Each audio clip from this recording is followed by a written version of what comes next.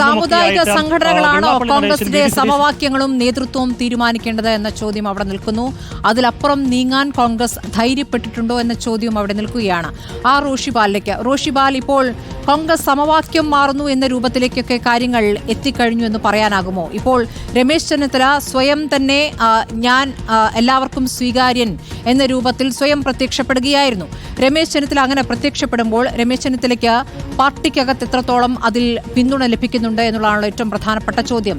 അങ്ങനെ ഒരു പിന്തുണയുടെ സൂചനകളുണ്ടോ? കാരണം നേരത്തെ പരസ്യ പ്രതികരണങ്ങൾ കെ സുധാകരനുമായി ബന്ധപ്പെട്ട് തന്നെ നടത്തിയപ്പോൾ ഏത് വലിയ നേതാവായാലും ചെറിയ നേതാവായാലും പരസ്യ പ്രതികരണം വേണ്ട എന്നാണ് KC ശക്തമായി തന്നെ പറഞ്ഞിരുന്നത്. മാത്രമല്ല, ഇവിടെ തെരഞ്ഞെടുപ്പ് കാലത്ത് ദീപാദാസ് മുൻഷി എത്തി ഓരോ നേതാക്കളുടെയും പ്രവർത്തനമൊക്കെ കൃത്യമായി വിലയിരുത്തിയിട്ടാണ് പോയിട്ടുള്ളത്. അവർക്കവിടെ ഹൈക്കമാൻഡിൽ കൃത്യമായ സൂചനകൾ നൽകാനും കഴിഞ്ഞിട്ടുണ്ട് എന്നാണ് മനസ്സിലാക്കുന്നത്. ഈ തെരഞ്ഞെടുപ്പിൽ ആരാണ് കൃത്യമായി പ്രവർത്തിച്ചത്, ആരുടെ നേതൃത്വത്തിലാണ് വിജയം നേടിയത് എന്നടക്കമുള്ള വിലയിരുത്തലുകൾ ഹൈക്കമാൻഡും നടത്തിയിട്ടുണ്ട്. ഈ പെട്ടെന്നുള്ള രമേശ് ചെന്നിത്തലയുടെ വരവ് അത് ഏത് രീതിയിലാണ് കോൺഗ്രസിൽ അകത്ത് ചർച്ചയാകുന്നത്? റോഷി, സ്മൃതി, ഒന്ന് നമുക്കറിയാം, കോൺഗ്രസിന്റെ ചരിത്രം നോക്കിയാൽ എന്നും ഈ സമുദായ സംഘടനകളുടെ സ്വാധീനമുണ്ട് ഓരോ തീരുമാനമെടുക്കുമ്പോൾ. അത് കെ കരുണാകരൻ മുതൽ നോക്കിയാൽ അറിയാം. കെ കരുണാകരൻ കൃത്യമായി സമുദായ മതസംഘടനകളെ മാനേജ് ചെയ്യുന്നു. പിന്നീടെത്തിയ ഉമ്മൻചാണ്ടിയാകട്ടെ സമാനമായി നിലപാട് സ്വീകരിച്ച് മുന്നോട്ട് പോകുന്നു. അങ്ങനെ കോൺഗ്രസിനെ നയിക്കുന്നവർ അല്ലെങ്കിൽ UDF സംവിധാനത്തെ നയിക്കുന്നവരൊക്കെ ഈ സമുദായ സംഘടനകളെ കൃത്യമായി കൈകാര്യം ചെയ്തു പോകുമായിരുന്നു. ഇടക്കാലത്ത് എല്ലാ സമുദായ സംഘടനകളും കോൺഗ്രസിൽ നിന്ന് അകലുന്നു. അതുപോലെ തന്നെ സഭകൾ അകലുന്നു. അത് കോൺഗ്രസ് പ്രവർത്തകരെ സംബന്ധിച്ചിടത്തോളം പ്രധാനപ്പെട്ട നേതാക്കളിൽ UDFന്റെ നേതാക്കളിലടക്കം ആത്മവിശ്വാസക്കുറവുണ്ടാക്കിയിട്ടുണ്ട്. പ്രത്യേകിച്ച് മുസ്ലിം ലീഗിനടക്കം വലിയ ആത്മവിശ്വാസക്കുറവുണ്ട്. കാരണം കഴിഞ്ഞ തവണ ഭരണം ലഭിക്കാത്തതിൽ വലിയ ആത്മവിശ്വാസക്കുറവ് വന്നു. ഇനി അങ്ങോട്ട് ശശി തരൂർ നയിക്കട്ടെ എന്ന നിലപാടിലേക്ക് ലീഗ് എത്തുകയായിരുന്നു. പിന്നീട് ആ നിലപാടിലൊക്കെ ലീഗ് മാറ്റം വരുത്തി. എങ്കിൽ പോലും സമുദായ സംഘടനകളുടെ പിന്തുണയില്ലാതെ സഹായമില്ലാതെ മുന്നോട്ട് പോവുക അത്ര എളുപ്പമാകില്ലെന്ന അഭിപ്രായം കോൺഗ്രസിലും UDFിലും ശക്തമാണ്. അതാണെന്ന് കെ മുരളീധരന്റെ പ്രതികരണത്തിലൂടെ മനസ്സിലാക്കുന്നു. മാത്രവുമല്ല, അല്പം മുമ്പ് വാർത്താ സമ്മേളനത്തിൽ KC വേണുഗോപാൽ പറഞ്ഞതും അതുതന്നെയാണ്. ഈ സമുദായ സംഘടനകൾ ചേർത്ത് നിർത്താനുള്ള കോൺഗ്രസ് നേതാക്കളെ കോൺഗ്രസിനെ ചേർത്ത് നിർത്താൻ എടുക്കുന്ന തീരുമാനം അത് പോസിറ്റീവായി കാണുന്നുവെന്ന് KC വേണുഗോപാലും സമാനമായി തന്നെ കെ മുരളീധരനും പ്രതികരിക്കുന്നു. കാരണം രമേശ് ചെന്നിത്തല മുൻകൈയെടുത്ത് സമുദായ സംഘടനകളെ കോൺഗ്രസുമായി അല്ലെങ്കിൽ വ്യക്തിപരമായി തന്നെ ചേർന്ന് നിൽക്കാൻ ശ്രമിക്കുമ്പോൾ അതിന്റെ ഗുണഫലം ലഭിക്കുന്നത് കോൺഗ്രസിനാണ്, UDFിനാണെന്ന തിരിച്ചറിവാണ് UDFിലെ പ്രധാനപ്പെട്ട നേതാക്കൾക്കുള്ളത്. അതാണ് അവരുടെ പ്രതികരണങ്ങൾ നമുക്ക് മനസ്സിലാക്കാൻ കഴിയുന്നത്. പ്രത്യേകിച്ച് മുസ്ലിം ലീഗ് നേതൃത്വത്തിന്റെ അടക്കം അത് അവർക്ക് ആത്മവിശ്വാസം കൂട്ടുകയാണ്. കാരണം തിരിച്ചു വരണമെങ്കിൽ എല്ലാ സമൂഹത്തിന്റെയും പിന്തുണ അനിവാര്യമാണ്. ആ എല്ലാ സമൂഹത്തിൻ്റെയും പിന്തുണ ആർജിക്കാൻ ആർക്ക് കഴിയുന്നോ അവർക്ക് മുന്നേറാൻ കഴിയുമെന്ന ഒരു വിശ്വാസവും അഭിപ്രായവുമാണ് UDFിലെ ഏതാണ്ട് എല്ലാ പാർട്ടികൾക്കുമുള്ളത്. അതുകൊണ്ടാണ് ഈ NSS, SNDP അവർ നിലപാട് തിരുത്തി അവർ കോൺഗ്രസിനെ ഉൾക്കൊള്ളാൻ തയ്യാറാകുമ്പോൾ ഈ UDF സംവിധാനത്തിന് ആകെ ആത്മവിശ്വാസം വർദ്ധിക്കുന്നു എന്നുള്ളത്. അതുകൊണ്ട് തന്നെ ഇനി ഒരു വർഷത്തിനപ്പുറത്ത് നടക്കുന്ന നിയമസഭാ തെരഞ്ഞെടുപ്പിൽ NSSും SNDPയും ഇപ്പോൾ സ്വീകരിക്കുന്ന നിലപാട് തുടരുകയാണെങ്കിൽ ഒരു തരത്തിലും ഭയപ്പെടേണ്ടതില്ല. അധികാരം പിടിച്ചെടുക്കാൻ കഴിയുമെന്ന ആത്മവിശ്വാസമാണ് കോൺഗ്രസ് നേതൃത്വത്തിന്. SNDP യോഗത്തിന്റെ പിന്തുണ എത്രത്തോളം കോൺഗ്രസിന് ലഭിച്ചിട്ടുണ്ട് എന്നൊരു ചോദ്യം അവിടെ നിൽക്കുന്നുണ്ടല്ലോ. പലപ്പോഴും പല നേതാക്കളെയും തോൽപ്പിക്കാനായി പ്രവർത്തിച്ചിട്ടുണ്ട്. പക്ഷേ ആ നേതാക്കളൊക്കെ നല്ല ഭൂരിപക്ഷത്തിൽ ജയിച്ചു പോവുകയാണ് ചെയ്തിട്ടുള്ളത്. ഞാൻ SNDP യോഗം ജനറൽ സെക്രട്ടറിയുടെ നിലപാടാണ് പറയുന്നത്. ഈഴവ വിഭാഗത്തിന്റെ പൊതു നിലപാടായിട്ടല്ല.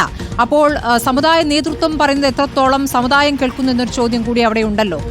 എത്രത്തോളം സ്ഥാനാർത്ഥികൾക്ക് ഈഴവ പ്രാതിനിധ്യം ലഭിക്കുന്നു എന്നതൊരു പ്രധാനപ്പെട്ട വിഷയമാണ്. അതുകൂടി കോൺഗ്രസ് പരിശോധിക്കേണ്ടി വരും.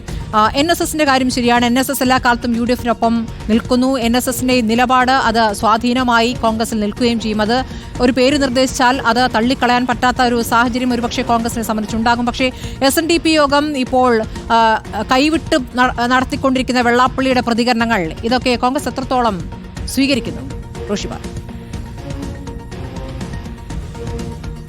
സ്മൃതി, കോൺഗ്രസ് ഈ SNDP ആകട്ടെ NSS ആകട്ടെ അത് ഏത് സമുദായ സംഘടനയാകട്ടെ എല്ലാവരെയും ഉൾക്കൊണ്ട് എല്ലാവരുടെയും അഭിപ്രായം കേട്ടുപോകുന്ന ഒരു രീതിയാണ്.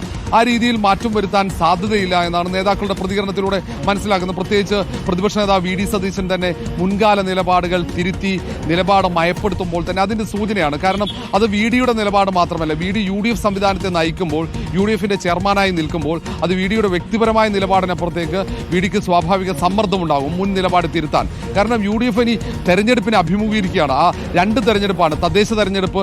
തദ്ദേശ തെരഞ്ഞെടുപ്പിൽ മുന്നേറ്റം ഉണ്ടാക്കാൻ കഴിഞ്ഞില്ലെങ്കിൽ അത് നിയമസഭാ തെരഞ്ഞെടുപ്പിനെ കൃത്യമായി ബാധിക്കുമെന്ന ഉറപ്പ് കോൺഗ്രസ് നേതാക്കൾക്കും ലീഗ് നേതാക്കൾക്കുമുണ്ട്. കാരണം പ്രവർത്തകർക്ക് ഏതെങ്കിലും തരത്തിൽ മെച്ചപ്പെട്ട പദവികൾ അല്ലെങ്കിൽ അവർക്ക് ഏതെങ്കിലും തരത്തിൽ ജനങ്ങൾക്ക് സഹായം നൽകാൻ പറ്റുന്നത് തദ്ദേശ തെരഞ്ഞെടുപ്പിലൂടെ ആണ്. അവർക്ക് തദ്ദേശ തെരഞ്ഞെടുപ്പിൽ ലഭിക്കുന്ന പദവികളാണ് അവർക്ക് ജനങ്ങളുമായി കൂടുതൽ അടുപ്പമുണ്ടാക്കുന്നത്. ആ തെരഞ്ഞെടുപ്പിൽ തിരിച്ചടിയാണെങ്കിൽ അത് നിയമസഭാ തെരഞ്ഞെടുപ്പിനെ ബാധിക്കും. അതുകൊണ്ട് ഇപ്പോൾ തന്നെ എല്ലാ വിഭാഗങ്ങളെയും ചേർത്ത് നിർത്തിയാൽ അവരുടെയൊക്കെ പിന്തുണ പരസ്യമായി ലഭിച്ചു കഴിഞ്ഞാൽ അത് ഈ രണ്ട് തെരഞ്ഞെടുപ്പിലും നേട്ടമാകുമെന്ന് തന്നെയാണ്. കാരണം നമുക്കറിയാം, ഈ തെരഞ്ഞെടുപ്പിൽ വ്യത്യസ്ത നിലപാടുണ്ടായാൽ പോലും എല്ലാ സ്ഥാനാർത്ഥികളും SNDP ജനറൽ സെക്രട്ടറിയെ കാണുന്നു, NSSന്റെ ആസ്ഥാനത്തെത്തുന്നു, എല്ലാ സഭാ ആസ്ഥാനങ്ങളിലും. അത് എല്ലാ തെരഞ്ഞെടുപ്പിലും അത് രാഷ്ട്രീയ വ്യത്യാസമില്ലാതെ അത് UDF സ്ഥാനാർത്ഥിയാകട്ടെ, അല്ലെ LDF സ്ഥാനാർത്ഥിയാകട്ടെ, NDA സ്ഥാനാർത്ഥിയാകട്ടെ, എല്ലാവരും എല്ലാ സമുദായ സംഘടനകളുടെയും ആസ്ഥാനത്ത് എത്തി അതിന്റെ പ്രധാനപ്പെട്ട നേതാക്കളെ കാണുന്നത് പതിവാണ്. അത് അവർ ഈ തെരഞ്ഞെടുപ്പുകളിൽ സ്വാധീനിക്കും, അല്ലെങ്കിൽ അവരുടെ നിലപാടുകൾ തെരഞ്ഞെടുപ്പിൽ വോട്ടിനെ സ്വാധീനിക്കും എന്ന ഒരു വിശ്വാസത്തിന്റെ ഭാഗമായി തന്നെയാണ് അവർ സമുദായ സംഘടനകളെ തെരഞ്ഞെടുപ്പ് കാലഘട്ടത്തിലെങ്കിലും അത് ബഹുമാനിക്കുന്നത്, അല്ലെങ്കിൽ അവരെ നേരിട്ട് കണ്ട് അവരുടെ പിന്തുണ നേടിയെടുക്കാൻ ശ്രമിക്കുന്നത്. അതുകൊണ്ട് തന്നെയാണ് കോൺഗ്രസ് പൊതുവെ KPCC അധ്യക്ഷനെ നിയമിക്കുമ്പോൾ അല്ലെങ്കിൽ കോൺഗ്രസിന്റെ പ്രധാനപ്പെട്ട പദവികളിൽ നേതാക്കളെ നിയമിക്കുമ്പോൾ എല്ലാ സമുദായ സംഘടനകളെയും വിശ്വാസത്തിലെടുത്തുള്ള നിയമനം നടത്തുന്നത്. ഒരുപക്ഷെ ഉമ്മൻചാണ്ടിക്ക് അല്ലെങ്കിൽ K കരുണാകരന് ലഭിച്ച ഒരു സ്വീകാര്യത പിന്നീട് വന്ന പ്രധാനപ്പെട്ട കോൺഗ്രസ് നേതാക്കൾക്ക് എടുക്കാൻ കഴിഞ്ഞില്ല, അങ്ങനെയുള്ള സ്വീകാര്യത ഉണ്ടാക്കാൻ കഴിഞ്ഞില്ല എന്ന വിലയിരുത്തലുണ്ടായിരുന്നു. അതുകൊണ്ട് തന്നെ അതിനിടയിൽ രമേശ് ചെന്നിത്തലയാകട്ടെ, KC വേണുഗോപാലാകട്ടെ, അല്ലെങ്കിൽ VD സതീശനാകട്ടെ, ഏതെങ്കിലും ഒരു നേതാവ് ഈ സമുദായ സംഘടനകളുടെ വിശ്വാസം ആർജിക്കുന്നുണ്ടെങ്കിൽ, അവർക്ക് വേണ്ടപ്പെട്ട ആളായി മാറുന്നുണ്ടെങ്കിൽ അതിന്റെ ഗുണഫലം ലഭിക്കുക അവസാനം അത് കോൺഗ്രസിനാണ് അല്ലെങ്കിൽ UDF സംവിധാനത്തിനാണ് എന്ന അഭിപ്രായം ശക്തിപ്പെട്ടു വരുന്നുണ്ട് കോൺഗ്രസിൽ. ഏതായാലും കെ മുരളീധരനും ഈ എല്ലാ നേതാക്കളും ഒരുപോലെ പറയുന്നുണ്ട്, കോൺഗ്രസിന്റെ മുഖ്യമന്ത്രി അല്ലെങ്കിൽ പാർലമെന്ററി പാർട്ടി നേതാവിനെ തീരുമാനിക്കുന്നത് സമുദായ സംഘടനകളാണ്. അത് തീരുമാനിക്കുന്നത് കോൺഗ്രസിന്റെ MLA-മാരായിരിക്കും, മാത്രമല്ല ഹൈക്കമാൻഡ് ആയിരിക്കും അതിന്റെ അവസാന തീരുമാനമെടുക്കും. മാതൃഭൂമി